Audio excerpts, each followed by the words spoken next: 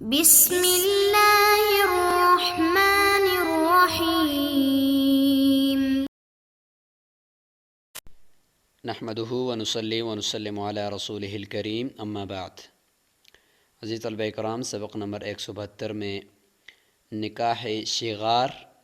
اور متع وغیرہ کے احکامات آج ہم جانیں گے۔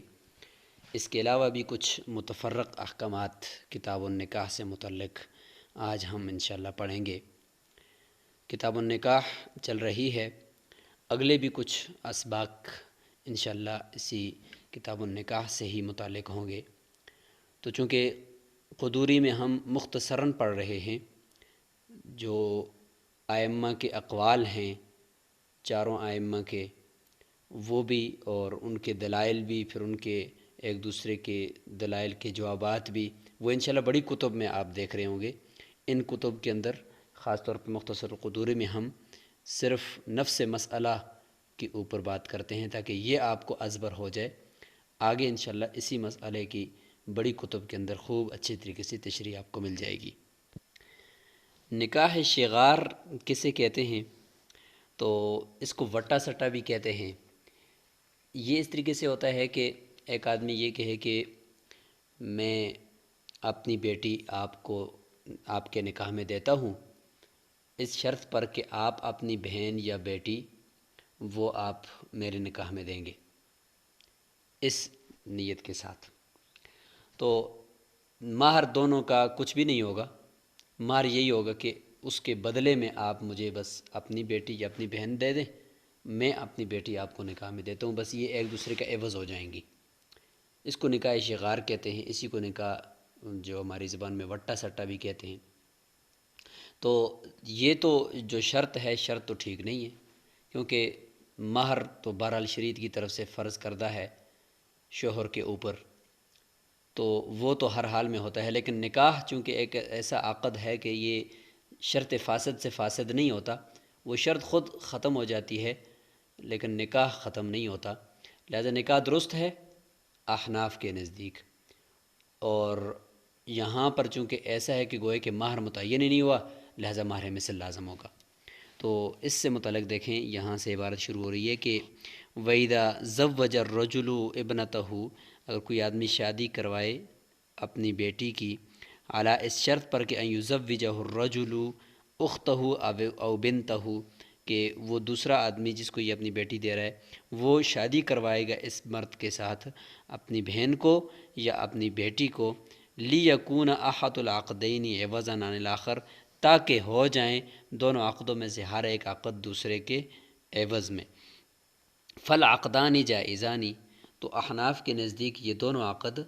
درست ہیں۔ امام شافعی رحمۃ اللہ علیہ کے نزدیک یہ دونوں عقد باطل ہیں، چونکہ یہاں پہ نصف بضع کو مہر قرار دیا جا رہا ہے اور نصف کو منکوحہ قرار دیا جا رہا ہے، تو جبکہ اس طرح کا اشتراک تو جائز نہیں ہے، لہٰذا یہ باطل ہے۔ جبکہ احناف یہ کہتے ہیں کہ یہاں پر چونکہ اس نے ایسی چیز متعین کی ہے جو مہر بننے کی صلاحیت نہیں رکھتی، تو اس طرح کی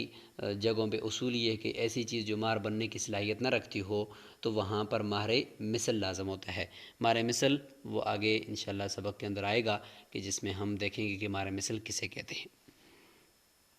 وَلِكُلِّ وَاحِدَةٍ مِّنْهُمَا مَهْرُ مِثْلِهَا، دونوں عورتوں میں سے ہر ایک کے لیے مہر مثل لازم ہو جائے گا۔ وَإِن تَزَوَّجَ حُرٌّ امْرَأَةً عَلَى خِدْمَتِهِ سَنَةً، یہاں سے یہ ہے کہ آزاد آدمی یا غلام آدمی خدمت کے اوپر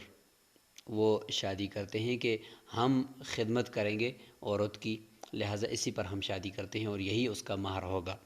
تو آزاد آدمی اگر خدمت کے اوپر شادی کرتا ہے تو احناف یہ کہتے ہیں کہ ایسا کرنا درست نہیں ہے اس کے لیے۔ ظاہر ہے کہ خدمت اگر مرد، اب آزاد مرد ہے وہ خدمت کرنے لگ جائے بیوی کی، تو یہ تو قلب موضوع لازم آئے گا،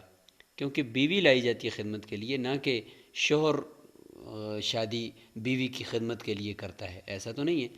تو لہٰذا قلب موضوع ہو جائے گا اور الٹا ہو جائے گا، اس لیے یہاں پہ یہ والا متعین کرنا تو درست نہیں ہے، البتہ یہاں پر بھی مہر مثل لازم ہو جائے گا، کیونکہ یہ ایک ایسی چیز کے ساتھ گویا کہ نکاح کر رہا ہے، مہر میں ایسی چیز ہے کہ جو مہر بننے کی صلاحیت نہیں رکھتی، جیسے کہ شراب کے اوپر کرتا ہے، خنزیر کے اوپر کرتا ہے، تو وہ وہاں پہ مہر مثل لازم ہوتا ہے، تو یہاں پر بھی مہر مثل لازم ہو جائے گا۔ او اعلیٰ تعلیم القرآن، یعنی آزاد آدمی شادی کرتا ہے کسی عورت سے 1 سال اس کی خدمت کرنے کی شرط پر یا اس کو قرآن سکھانے کی شرط پر، جازا، یہ تو درست ہے، نکاح تو درست ہے، چونکہ شرط فاسد سے نکاح فاسد نہیں ہوتا، لیکن چونکہ یہ چیز جو متعین کی ہے خدمت، یہ مال نہیں ہے، جبکہ اللہ تعالیٰ نے کیا فرمایا وَقَدْ عَلِمْنَا مَا فَرَضْنَا عَلَيْهِمْ فِي أَزْوَاجِهِمْ، تو اس میں تو مال فرض کیا گیا ہے، جبکہ یہ دونوں چیزیں مال نہیں ہیں، تعلیم قرآن بھی مال نہیں ہے اور نہ ہی یہ مال ہے خدمت، لہٰذا جب مال نہیں ہے تو یہاں پر پھر کیا لازم ہوگا جی؟ مہر مثل، فلہا مہر مثلہا۔ اس میں چونکہ اللہ تعالیٰ نے فرمایا کہ وَأُحِلَّ لَكُم مَّا وَرَاءَ ذَلِكُمْ أَن تَبْتَغُوا بِأَمْوَالِكُمْ، تو قرآن میں اموال کے ساتھ ہے کہ آپ ان کو تلاش کرو اموال کے ساتھ۔ تو باقی تینوں ائمہ جو ہے وہ فرمائیں گے کہ خدمت اگر کرتا ہے شوہر تو 1 سال تک تو اس کے لیے ٹھیک ہے، وہ خدمت کرے اور یہی اس کا مہر ہوگا، کیونکہ یہ بھی مہر بننے کی صلاحیت تو رکھتی ہے، چونکہ خدمت کر کے کوئی بندہ باہر کہیں مزدوری کرتا ہے، خدمات اپنی دے کر سروسز فراہم کر کے وہ کمائی کر لیتا ہے، تو جس چیز کی کا عوض دیا جا سکتا ہو تو یہاں پر اس چیز کو بھی گویا کہ مہر بنایا جا سکتا ہے خدمت کو، تو لہٰذا اس طریقے سے ٹھیک ہے۔ اور ان کے پاس ایک روایت بھی ہے کہ انہوں نے یعنی ایک روایت میں یہ آتا ہے کہ صحابہ کرام نے جو ہے وہ تعلیم قرآن کے اوپر انہوں نے یہ نکاح کیا ہے عورت کے ساتھ، جیسے کہ حضرت سہل بن سعد ساعدی رضی اللہ عنہ وہ فرماتے ہیں کہ ان کے اندر کہ حل معاک شیء من القرآن، کہ کیا آپ کے پاس کوئی قرآن کا حصہ ہے؟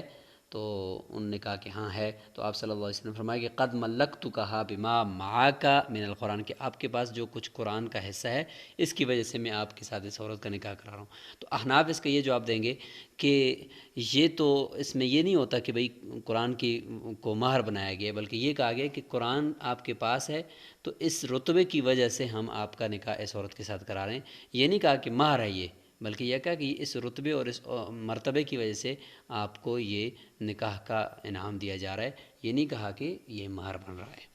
تو بہرحال یہ احناف اور شوافی کا آپس میں اور باقی ائمہ ثلاثہ کا آپس میں یہ اس میں اختلاف ہے۔ وَإِن تَزَوَّجَ عَبْدٌ امْرَأَةً حُرَّةً بِإِذْنِ مَوْلَاهُ عَلَى خِدْمَتِهِ سَنَةً جَازَ، ہاں غلام اگر وہ شادی کرتا ہے کسی عورت سے، آزاد عورت سے، اپنے مولا کی اجازت سے، مولا کی اجازت سے، اور عورت جو جس سے شادی کر رہا ہے وہ آزاد ہے، اور شرط کیا لگا رہا ہے کہ 1 سال تک اس کی خدمت کرے گا، یہ جو درست ہے۔ کیوں؟ اس لیے کہ آزاد، پیچھے تو آزاد آدمی تھا، اس کا خدمت کرنا وہ تو قلب موضوع تھا کہ آزاد آدمی تو وہ خدمت نہیں کرتا، وہ تو غلامی نہیں کرتا، جبکہ غلام کے پاس تو کچھ اور ہے ہی نہیں، غلام کے پاس جو کچھ ہے وہ مولا کا ہے۔ اب مولا نے اس کو جب اجازت دی ہے نا کہ تم شادی کرو، تو مولا کی اجازت سے جب شادی کر رہا ہے تو مولا کی اجازت سے ظاہر ہے کہ وہ کر رہا ہے، تو مولا کی خدمت جو وہ اس نے کرنی تھی، تو گویا کہ یہاں پر یہ بیوی کی جو 1 سال خدمت کرے گا تو یہ گویا کہ مولا کی خدمت کر رہا ہے، تو غلام کے ہاتھ میں تو کچھ ہے نہیں ہے، اس کے پاس تو جمع پونجی وہی اس کی خدمت ہے، سروسز ہیں، لہٰذا وہ اگر فراہم کرتا ہے اور وہ عورت کی خدمت کی شرط پر کرتا ہے تو اس کے پاس صرف وہی چیز ہے، لہٰذا اس کو ہم مہر بنا سکتے ہیں، چونکہ بندہ بھی غلام ہے اور غلام کا کام ہی ہوتا ہے خدمت کرنا، لہٰذا وہ یہاں پر خدمت کر کے وہ اپنا مہر پورا کر سکتا ہے۔ یہ ایسا ہے کہ یہ مولا کی خدمت کر رہا ہے چونکہ مولا کی اجازت سے ہے۔ وَلَہَا خِدْمَتُهُ، عورت کو خدمت 1 سال جو ہے وہ اپنے شوہر غلام سے لینی ہوگی۔ وَإِذَا اجْتَمَعَ فِي الْمَجْنُونَةِ أَبُوهَا وَابْنُهَا، مجنون پاگل عورت ہے، ظاہر ہے اس کو بھی کسی وقت میں نکاح کی ضرورت پڑ سکتی ہے، تو اس کا ولی یا اس کی اور جو زندگی کی ضروریات ہیں اس کا ولی پھر کون ہوگا جو اس کی ان ساری چیزوں کو دیکھے گا؟ تو کہتے ہیں کہ باپ بھی ہے اس کا اور بیٹا بھی اس کا ہے، ظاہر ہے کہ کوئی اگر اس کا وہ بیوہ ہوگی ہے تو اس کا نکاح کروانا، یا یہ ہے کہ پہلے نکاح اس کا ہوا تھا اس سے بیٹا پیدا ہو گیا تھا تو اب اس کے مزید جو لوازمات ہیں، اس کے کھانے پینے کے اخراجات ہیں، تو ان کو کون پورا کرے گا؟ باپ بھی ہے بیٹا بھی ہے، تو باپ کرے یا بیٹا کرے؟ کہتے ہیں کہ فالولی فی نکاحہا ابنہا، اس کا دوسرا نکاح کرانے کے اندر اس کا جو ولی ہوگا وہ اس کا بیٹا ہوگا، امام ابو حنیفہ رحمۃ اللہ علیہ کے نزدیک اور امام ابو یوسف رحمۃ اللہ علیہ کے نزدیک۔ امام محمد فرماتے ہیں ابوہا، باپ ہوگا، کیونکہ باپ کی شفقت زیادہ ہے لہٰذا وہی ہونا چاہیے، اور شیخین فرماتے ہیں کہ بیٹا ہوگا، چونکہ ان کے ہاں ولایت جو ہوتی ہے وہ عصبات کی اصولوں کی ترتیب کے مطابق ہوتی ہے، جبکہ عصبات جو ہوتے ہیں ان میں بیٹا پہلے ہوتا ہے، پھر باپ ہوتا ہے، پھر بھائی ہوتا ہے، لہٰذا یہاں پر بیٹا پہلے ہوگا، اور راجح قول بھی یہی ہے۔ آگے یہ ہے کہ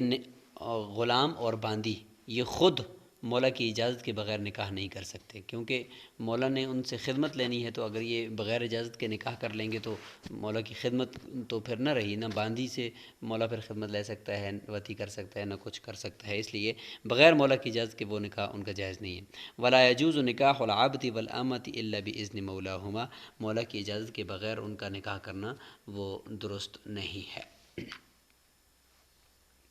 اس طریقے سے فرمایا کہ وَإِذَا تَزَوَّجَ الْعَبْدُ، غلام اگر شادی کرتا ہے بِإِذْنِ مولا، اپنے مولا کی اجازت سے، تو یہ تو درست ہے۔ پھر مہر کا کیا ہوگا؟ تو چونکہ مولا نے خود جب اجازت دی ہے تو لہٰذا غلام کے پاس تو اور تو کچھ بھی نہیں ہے، غلام کی خود قیمت وہی مہر بن سکتی ہے، لہٰذا فالمار فی دین فی رقبتی، لہٰذا مہر جو ہوگا اس کی گردن پر وہ دین ہوگا، یباع فیہ، تو اس دین کے اندر اس کو بیچا جائے گا، ظاہر ہے مولا بھی نہیں روک سکتا کیونکہ مولا نے خود نکاح کی اجازت دی ہے۔ وَإِذَا زَوَّجَ الْمَوْلَى أَمَتَهُ، اگر مولا نے خود اپنی باندی کی شادی کسی سے کروا دی ہے، تو کسی اور شخص سے اس نے شادی کروائی ہے باندی کی، تو ظاہر ہے کہ باندی کا خدمت مولا کی کرنا یہ پہلا حق ہے، یہ مقدم حق ہے، وہ پہلے مولا کی خدمت کرے گی، دوسرا حق پھر وہ شوہر کا ہے، لہٰذا شوہر کے حوالے کرنا یہ مولا کے اوپر لازم نہیں ہے۔ فلیس علیہ ان یبوئہا، رات گزارنے کے لیے وہ اجازت دینا اس کے اوپر لازم نہیں ہے کہ باندی کو کہ وہ شوہر کے ساتھ رات گزارے، بیتن للزوجی، شوہر کے لیے رات اس کے پاس جا کر گزارنے کی اجازت وہ دینا مالک کے اوپر لازم نہیں ہے، کیونکہ اس کا حق مقدم ہے۔ ولیکنہا تخدم المولا، ہاں اور مولا کی خدمت کرتی لے گی۔ ویقال للزوج، شوہر کو کہا جائے گا متی ظفرت بہا، جب آپ کامیاب ہو جائیں اس کے اوپر، یعنی جب آپ کو موقع مل جائے تو آپ اس کے ساتھ وطی کر سکتے ہیں، جماع کر سکتے ہیں، لیکن مولا کی خدمت سے اس کو نہیں نکال سکتے۔ متی ظفرت بہا وطئتہا، لہٰذا آپ اس سے وطی کر جائیں جب آپ کو کامیابی ملے، یعنی جب آپ دیکھیں موقع پائیں۔ وَإِن تزوج امرأة علی 1000 درہم،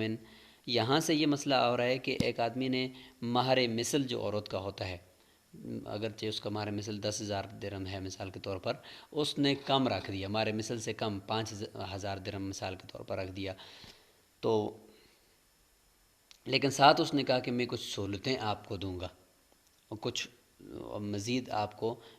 میں کچھ آپ کے ساتھ مزید اچھا کروں گا، لیکن یہ کہ مہر میرے پاس مہر مثل نہیں ہے، کم ہے۔ وہ کیا کروں گا؟ شرط رکھ دی کہ اعلیٰ اللہ یخرجہا من البلد، کہ وہ اس کو اس شہر سے باہر نہیں نکالے گا، اسی شہر کے اندر اس کو قیام پذیر کرے گا، رہائش رکھے گا اس کی۔ او اعلیٰ اللہ یتزوج علیہ امرأۃ، کہ اس کے اوپر کسی دوسری عورت کے ساتھ شادی وہ نہیں کرے گا۔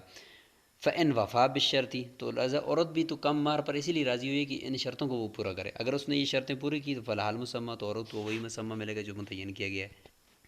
لیکن اگر اس نے شرط کی مخالفت کر دی، مثلاً وَإِن تزوج علیہ، اس کے اوپر دوسری عورت کے ساتھ شادی کر لی، او اخرجہا من البلد، اس شہر سے نکال دیا، فلہا مہر مثلہا، تو عورت کو پھر پورا مہر مثل ملے گا جتنا وہ اس کا ہے، لہٰذا جو متعین کیا گیا پھر وہ متعین کرنا وہ درست نہیں ہوگا۔ وَإِن تزوجہا علی حیوان، اب یہ ہے کہ اس نے نکاح کیا ہے کسی حیوان کے بارے میں کہ یہ حیوان میں اس کو دوں گا مہر کے اندر، حیوان کا مطلب یہ کہ اس کی جنس متعین کی ہے کہ مثلا میں بھینس دوں گا یا میں ایک گھوڑا نکاح میں مہر میں دوں گا، لیکن ظاہر ہے گھوڑے کی بھی بہت ساری اقسام ہیں، بھینسوں کی بھی پھر بہت ساری اقسام ہیں، لہٰذا ان اقسام کو اگر متعین نہیں کیا نا، اعلیٰ ادنیٰ متوسط، یا کس کلر کی ہو یا کس جگہ کی ہو، آسٹریلیا کی ہو یا پنجاب کی ہو یا کس جگہ کی ہو، متعین نہیں کیا تو یہ مجہول ہے، لہٰذا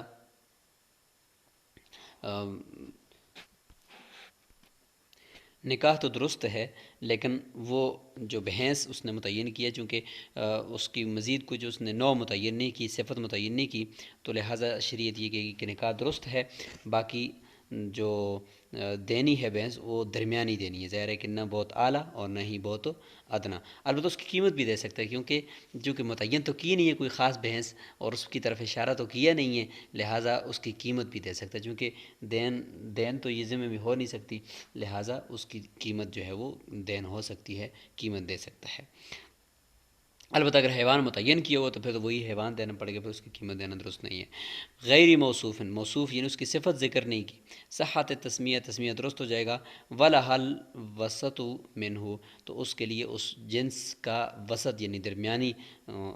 وہ جانور لازم ہوگا، اعلیٰ بھی نہیں ہوگا بہت زیادہ اور ادنی بھی نہیں ہوگا۔ والزوج مخیر، اور شوہر کو یہ بھی اختیار ہے، انشاء آتا ذالک، چاہے تو وہی درمیانہ جانور لے کر دے دے، و انشاء آتا قیمتہ، اور چاہے تو اس کی قیمت دے دے۔ ولو تزوجها علی ثوب، اس کے مقابلے میں اگر اس نے کپڑے کے اوپر شادی کی ہے کہ میں آپ کو ایک تھان کپڑے کا دے دوں گا مہر میں، لیکن کپڑے کا اگرچہ اس نے یہ کہا ہے کہ میں آپ کو گرم کپڑا دوں گا، تو اب گرم کپڑے میں تو کھدڑ بھی ہے مثال کے طور پر، اس میں کچھ دوسری ورائٹیز بھی ہیں۔ اب کھدڑ جو ہے تو کھدڑ میں بھی مختلف قسم کی ورائٹیاں ابھی نکل آئی ہیں، تو اس میں چونکہ یہ متعین نہیں ہو رہا۔ البتہ یہ ہے کہ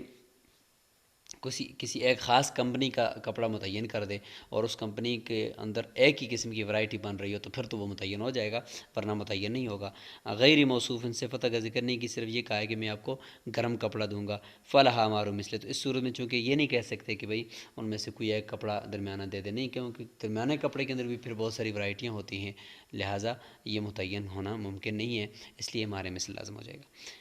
تو یہاں تک یہ بات ہوگی مہر سے متعلق۔ اب آگے یہ بات کریں گے نکاح متع کسے کہتے ہیں۔ تو متع کا معنی ہوتا ہے فائدہ حاصل کرنا، تو عارضی طور پر فائدہ حاصل کرنا، تو فرماتے ہیں کہ یہ باطل ہے۔ نکاح المتعۃ والموقت، اور نکاح موقت یہ باطل ہیں تمام ائمہ کے نزدیک۔ بعض شیعہ احباب کے نزدیک وہ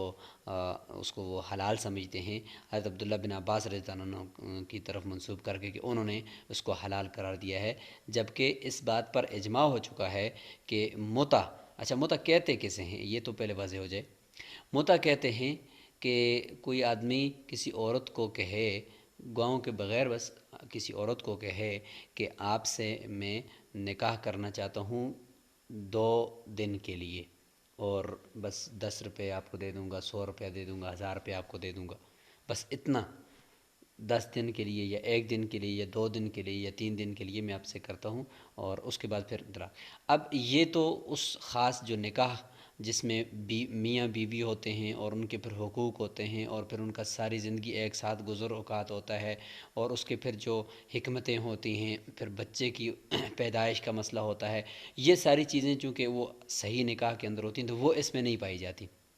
چونکہ یہ ہوتا ہی چند گھنٹوں چند دنوں کے لیے ہوتا ہے اور ہوتا بھی عارضی ہے، اور نہ اس میں گواہ ہوتے ہیں نہ کچھ ہوتا ہے، صرف ایک دوسرے کے ساتھ بس آپس میں کمٹمنٹ ہو گیا اور تھوڑا سا کچھ نہ کچھ طے ہو گیا تو بس نکاح ہو گیا۔ تو یہ شریعت کی روح میں باطل ہے۔ شروع میں اسلام کی ابتدا میں جب کچھ اضطراری معاملات تھے تو اس میں اجازت دی گئی تھی، خیبر کے موقع پر پھر اس کو باقاعدہ طور پر اس کو حرام کر دیا گیا، اور اس کے بعد پھر فتح مکہ کے طور پر چند دنوں کے لیے، صرف 3 دنوں کے لیے عام اوتاس کے موقع پر اس کی اجازت دی گئی تھی، پھر اس کے بعد قیامت تک کے لیے اس کو ناجائز اور حرام قرار دے دیا گیا تھا، اس لیے اب یہ ناجائز اور حرام ہے، امت کا اس پر اجماع ہے۔ بس اتنا تفصیل کافی ہے، اس کے بعد بقیہ جو مزید اس کے اندر دلائل ہیں ان کی روشنی میں آپ آگے جا کر بڑی کتب کے اندر پڑھیں گے۔ نکاح موقت بھی اسی طرح کا ہوتا ہے کہ اس میں چونکہ گواہ بھی ہوتے ہیں سامنے، اس میں گواہ بھی ہوتے ہیں نکاح موقت میں، متع میں گواہ بھی نہیں ہوتے، نکاح موقت میں مہر بھی ہوتا ہے، لیکن ہوتا ایک وقت تک کے لیے، بھئی 1 مہینے کے لیے میں نکاح کرتا ہوں، اس میں باقی ساری چیزیں ہوتی ہیں لیکن ایک میں تو یہ بھی تو چونکہ متع کی طرح ہے، چونکہ اس میں میاں بیوی والے وہ جتنے بھی حقوق اللہ تعالیٰ نے رکھے ہیں وہ مکمل طور پر نہیں ہو سکتے جب تک کہ پوری زندگی ایک ساتھ رہنے کا وعدہ نہ ہو، لہٰذا اس میں بھی چونکہ چند دنوں کے لیے ہوتا ہے، باقی اگرچہ شرائط اس میں ساری ہوتی ہیں، لہٰذا یہ بھی احناف کے نزدیک باطل ہے۔ سے آگے و تزویج العبد والامتی سے یہ بتایا جا رہا ہے کہ فضولی آدمی یعنی دوسرے کی اجازت کے بغیر اس کا کوئی کام کر جانا، تو یہ اس طرح کا آدمی اگر وہ کوئی کام کرتا ہے تو وہ جو مالک ہے اس کی اجازت پر موقوف ہوتا ہے، ظاہر ہے۔ تو کہتے ہیں کہ غلام اور باندی کسی کی ہے، کسی کی غلام ہے یا کسی کی باندی ہے، ان کی شادی اگر کوئی ایک بندہ ان کے مالک کی اجازت کے بغیر کسی کے ساتھ کروا رہا ہے تو ظاہر مالک جب آئے گا تو اجازت اگر اس کی ہوگی تو وہ نافذ کر دے، اگر نہیں ہوگی تو پھر وہ نکاح فاسد ہوگا، باطل ہو جائے گا۔ و تزویج العبد، غلام کی شادی کرانا، یہاں پہ عبد اور اما یہ تزویج کے لیے مفعول بھی بن رہے ہیں اس مصدر کے لیے، اور باندی کی شادی کرانا بغیر اذن مولاہما، مولا کی اجازت کے بغیر، موقوف، یہ موقوف رہے گی۔ فإن اجازہ المولا، اگر مولا اجازت دیتا ہے تو یہ درست ہو جائے گا، اور اگر وہ وإن ردہ رد کر دے بطلا تو یہ نکاح باطل ہو جائے گا۔ وکذالک، اور اسی طریقے سے کسی دوسرے کے اوپر یہ ولایت کرتے ہیں کہ ان زوج رجل امرأۃ بغیر رضاها، کوئی آدمی کسی عورت کی شادی اس کی اجازت کے بغیر کروا رہا ہے، او رجلا بغیر رضاہ، یا کسی مرد کی شادی اس کی رضامندی کی، اس کو پتہ ہی نہیں ہے اور ایک بندے نے اس کو کسی عورت کے ساتھ اس کی شادی کروا دی، تو جب تک اس بندے نے اجازت نہیں دی تو ظاہر ہے کہ یہ نافذ نہیں ہوگا، تو اس کا بھی یہی حکم ہے۔ اچھا، اب آگے فضولی کی یہ بحث مکمل ہونے کے بعد یہ بتایا جا رہا ہے کہ ایک ہی آدمی دو طرف سے، وہ ایک طرف سے مطلب اصیل ہو اور دوسری طرف سے وہ وکیل ہو، یعنی ایک طرف سے خود اپنا نکاح کسی عورت کے ساتھ کروا رہا ہو تو ایک طرف سے اصیل اور دوسری طرف سے وکیل، یا اس طریقے سے بھی ہو سکتا ہے کہ ایک طرف سے کسی کا ولی بن رہا ہے اور دوسری طرف سے کسی کا وکیل بن رہا ہے اور دو لوگوں کا آپس میں نکاح کروا رہا ہے، ایک ہی بندہ دو لوگوں کی طرف سے، ایک ہی طرف سے ایجاب بھی کر رہا ہے دوسری طرف سے قبول کر رہا ہے، یا اپنے ساتھ کسی کا نکاح کرا رہا ہے کسی عورت کا تو اپنے لیے ایجاب کر رہا ہے اور اس کے لیے قبول کر رہا ہے، یا اس کے لیے ایجاب کر رہا ہے اپنے لیے قبول کر رہا ہے، تو اس طریقے سے کیا ایسا کر سکتا ہے؟ تو چونکہ آپ یاد رکھیں کہ کتاب الوکالہ میں ہم نے پڑھا تھا کہ کچھ وکلاء کے کام ایسے ہوتے ہیں کہ جن کو وہ اپنے طرف منسوب نہیں کر سکتے